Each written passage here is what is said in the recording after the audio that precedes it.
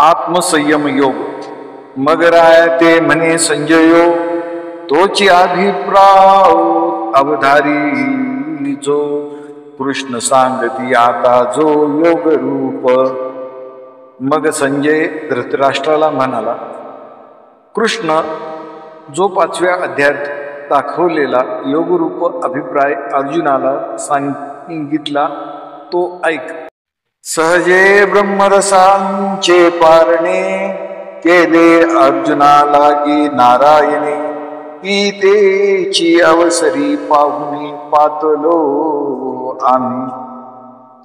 श्रीकृष्णाने अर्जुनास ब्रह्मज्ञानाचे पारणे आजपर्यंतचे अज्ञानरूपी उपासानंतर ज्ञानामृताची मेजवानी केली। त्या समय आम्ही सहजगत्या पाहुणे म्हणून प्राप्त झालो। कैसी दैवाची आगळी कने निजे, जैसे तानिलिया तोय सेविजे। गीतेची चवी करुणी पाहिजे, तव अमृत आहे। आमचे दैव किती थोर आहे हे कळत नाही। ज्याप्रमाणे एखाद्या तहानलेल्या पुरुषाने पाणी पिण्यास लागावे व पाण्याचा घोट घेऊन त्याची रुची पाहावी, तो त्यास ते पाणी नसून अमृत आहे असे समजावे। तैसे आम्हा तुम्हा जाहले, जे अडमुठी तत्व फावले। तव धृतराष्ट्रे म्हणितले, हे न पुसू तू ते। तसे आम्हाला व तुम्हाला झाले आहे। कारण मिळण्याचा संभव नसताना ब्रह्मज्ञान आपणास मिळाले आहे। तेव्हा धृतराष्ट्र म्हणाला, आम्ही तुला ही गोष्ट विचारित नाही।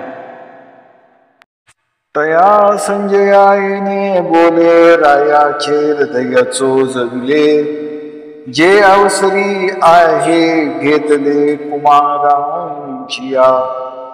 या बोलण्याने त्या संजयाला धृतराष्ट्राचे हृदय मुलाविषयीच्या स्नेहाने या वेळी धरले आहे असे कळून आले।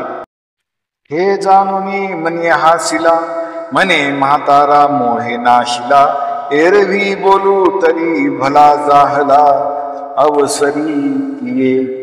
हे लक्षात येऊन संजय मनात हसला व आपल्याशीच म्हणाला, हा म्हातारा मोहाने अगदीच बिघडून गेला आहे। एरवी या वेळी प्रतिपादन तर फार चांगले झाले आहे।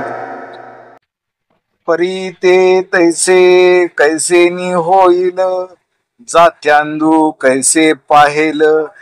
तेवीची रुसे घेईल, म्हणून बिहे। पण ते तसे कसे होईल? पण धृतराष्ट्राला प्रतिपादन गोड कसे लागणार?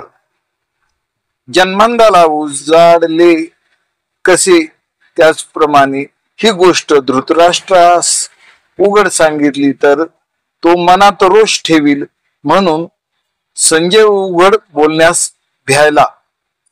परी आपण चित्ती आपुला, निकिया परी संतोषला।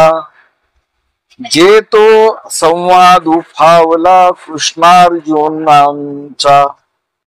पण तो मात्र आपल्याला कृष्ण व अर्जुन यांचा संवाद प्राप्त झाला म्हणून आपल्या मनात चांगल्या प्रकारे खुश झाला। तेने आनंदाचे निधालेपणे, साभिप्राय अंतःकरणे। आता आदरसे बोलणे घडेल तया।